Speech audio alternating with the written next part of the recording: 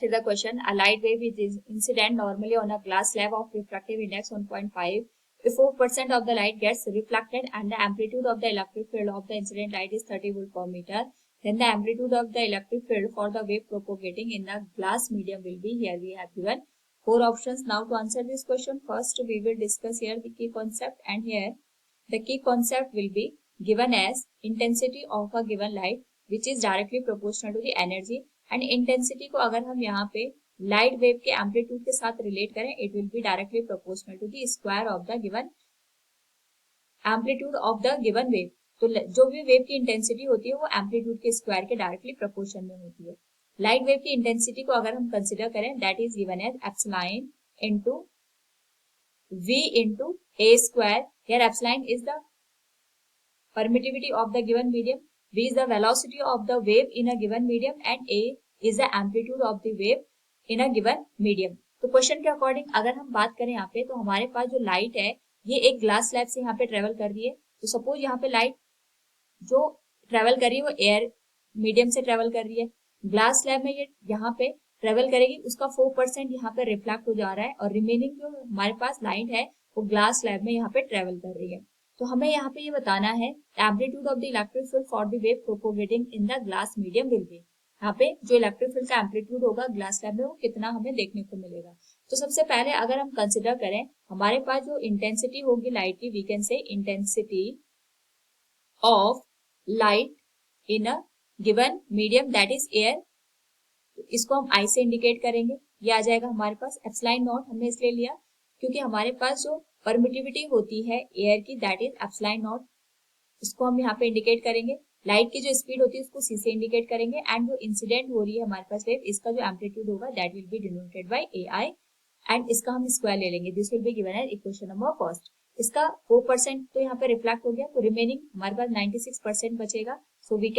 So we can say here intensity of transmitted light. तो जो हमारे पास लाइट यहाँ पे ट्रांसमिट हो रही है उसकी जो इंटेंसिटी होगी उसको हम आई डैश से इंडिकेट करेंगे, क्योंकि 4% तो रिफ्लेक्ट हो गया, रिमेनिंग 96% बचेगा, that will be given as 0.96 of the given I total intensity के। तो आई को अगर हम रिप्लेस कर दें यहाँ पे, तो ये आ जाएगा epsilon nought C into A I square.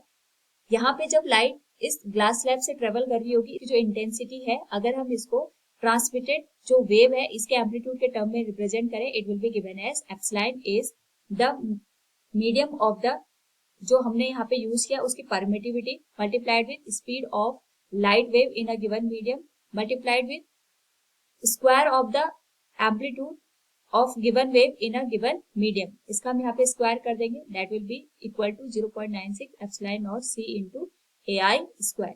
Now यहाँ पे हमें नाउ यहाँ से अगर हम बात करें A T, that will be given as A स्क्वायर square 0.96 into epsilon nought divided by epsilon into C by V into A I.